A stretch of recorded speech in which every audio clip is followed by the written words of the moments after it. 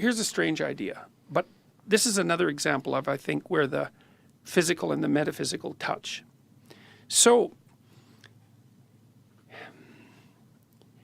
we talked about what reality might look like. There's a material reality, let's say, that's what is, but then there's the reality of what could be, that's potential, it's something like that.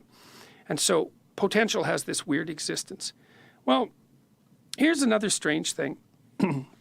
You might say, well, what's the best way of conceptualizing reality at the highest level of abstraction? What is reality?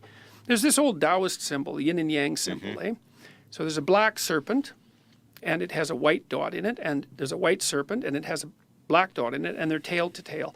And that whole symbol is Tao. And Tao means a bunch of things. It means potential. It means the way of life. So to live in Tao is to live in the proper manner. And you kind of live on the border between the black serpent and the white serpent. And then you say, well, what are those two things? Well, they're the two ultimate categories of reality, yin and yang. Well, how would you translate that into English? Well, masculine, feminine, that's one translation. But a better one, I would say, is order and chaos. You say, well, what's order and what's chaos? Well, order is when you're where what you're doing is producing what you want to have happen. Okay, so why is that orderly? It's because you can predict it. You do A, and you want B to happen, and B happens. So what does that mean? It means you know where you are, you know what you're doing, and things are working. And then you're calm, because there's nothing to be nervous about, and you're moderately happy, because you're getting what you need and want. And there's evidence that you are competent, because that's why things are working. That's order. Now, everyone knows that order can be shattered into disorder at the drop of a hat.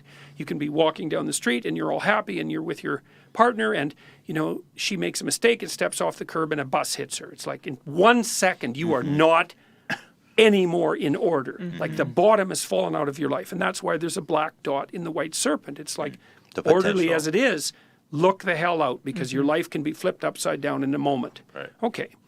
Well, then sometimes you're in a dire state and everything looks absolutely hopeless, and you get a new realization and bang, you know, everything snaps together. And so that's when you're in chaos and order can reveal itself.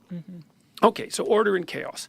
You can think about it as the ice that you skate on with the water below. That's another way of thinking about it.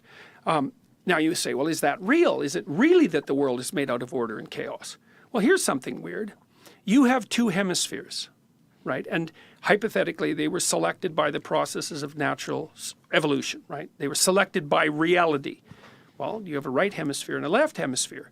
So it's kind of like, well, reality must have two elements, because why would you need two hemispheres otherwise? And they do have relatively separate consciousnesses, those two hemispheres. Think, well, okay, we've been selected to have this bifurcated view of reality. Well, what are they specialized for? Turns out the left hemisphere is specialized for those places where your routines work. That's the left hemisphere. And the right hemisphere is specialized for all those places you go when you don't know what you're doing. So the left hemisphere is specialized for order, and the right hemisphere is specialized for chaos. And so then you might think, well, does that mean that the world being is really made out of order and chaos? It's like, well, if you use the Darwinian logic, that's what it means. Okay, so what does meaning signify? Well, here's what it is, as far as I can tell. So imagine that you're watching a gymnast, and two gymnasts. We'll start with the first one. And the gymnast pops out on the floor and does her routine, and she's on it, man. Like, you can tell this girl has put her 50,000 hours in, and every single thing, impossible thing she does in succession is flawless, right? And at the end, she, you know, what would you say? Voila. Displays herself Right. to the crowd, right? And the crowd is like, wow, that's so impressive, because they think, wow, she's human and look what humans can do. And isn't that so cool? And they're so thrilled. And, you know, the judges go 9.8, 9.8, 9.8. It's like, because I think it's 10 points for gymnasts. And it's like, well, now what does the next gymnast do? Because how do you top perfection, right? Because you can't. But that's not true. You can. So the next gymnast comes out, and she goes through her routine too, and it's perfect, but it's more than perfect, because you can see that with every bloody move she makes, she's pushing herself right to the ragged edge of disaster. Like she's risking the performance of her life. And that means she's risking a big mistake, because you risk that when you do the performance of your life. And you can just see her straining. It's like when you hear a great violinist or a great guitarist play something, and they bend and twist all the notes, so they're kind of rough and ragged, and they know how to do it perfectly, and they put this vicious edge on it. It's like you just love that. And so the gymnast is out there just stretching herself right to the limit of her ability, right? And then she does voila, right? And she's sweating, and it's like triumph, and the whole damn crowd just leaps to their feet, because she was better than perfect. She was perfect in the way that will make her more perfect in the future.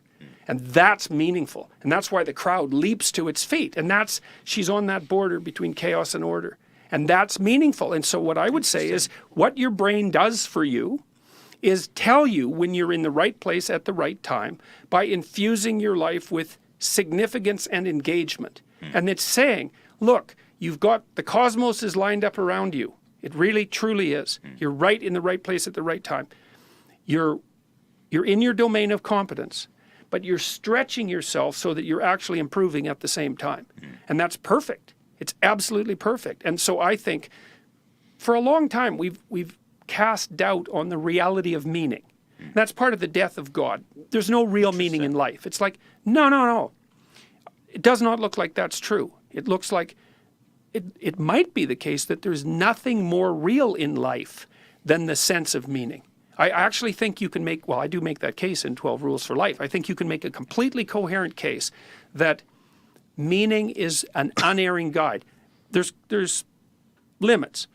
If you're going to allow your sense of meaning to guide you, you don't want to lie to yourself, because you pathologize the instinct. You know, because if you keep filling your head up with nonsense, the meaning generator is going to become corrupted, and it's going to make things shine for you that shouldn't shine. They'd only shine for someone who's corrupt. So if you're going to be guided by your sense of meaning, then don't fill your spirit with garbage. And that sort of applies to the first few rules. Don't lie. Don't do things that you hate. You're building upon the previous rules. Right. Don't make the thing that guides you ill. And so you think that meaning is that living on the border of chaos and order. You bet. That's the Tao. That's the Tao. Yeah. That's where you are. If you live in Tao, it's on the line between chaos and order. Controversy, or on the other end, you say not what is expedient.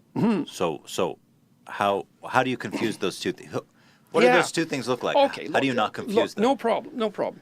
Look, so I came in here for this discussion today, and I could be thinking, I want to tailor this interview so that I sell as many books as possible. So like I have a goal. I'm going to come in here, and if you veer off on some topic that I don't think is relevant to my goal of selling books, then I'm not going to participate. I'm going to steer you back. I'm going to mention it every chance that I get, because what I want to have happen from this talk is that I make more money.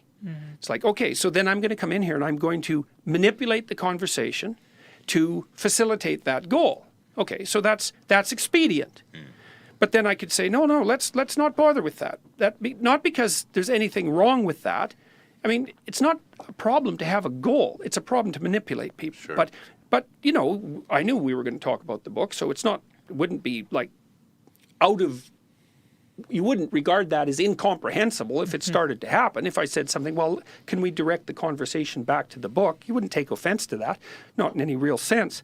But what I would do, and what I want to do instead, is come and, you guys like to have open discussions. And like what we're doing when we're having an open discussion is we're trying to elevate each other's spirits. And so that's like rule 9, right? Assume that the person you're listening to knows something you don't. It's like there's things you need to know. There's things I need to know. There's things you need to know. If we actually have a talk, maybe we'll all come away less stupid. And since if you're stupid, you wander into a pit, then maybe it would be better if you weren't stupid. And so I'd rather come on and say, well, let's engage. So let's occupy that place of meaningful conversation. Let's trust it and see where it goes. And then let's assume that whatever happens is the best thing that could have happened. It doesn't matter, because maybe the right outcome for this podcast isn't a particular percentage of increment in book sales. Maybe it's the fact that, well, we got along and we decided to do something else together in the future, or maybe 5 things in the future, or maybe it's more inspiring for the listeners. And so there's also this idea, this relates to the idea about truth. There's a real fundamental idea that's really deeply rooted in Western civilization, which is that the most daring possible approach to life, and I would say the most meaningful approach, is to tell the truth and let whatever happens happen. It's an adventure. It's like, so I could come in here and say, well, I'm going to craft this conversation so it's about my book. And it's kind of predictable. I know what's going to happen. But it's way more engaging to say, no, let's just have the best conversation we can have and then wait and see what happens. Well, that's way more, that's super interesting. That's way more interesting. It's So way more almost- meaningful.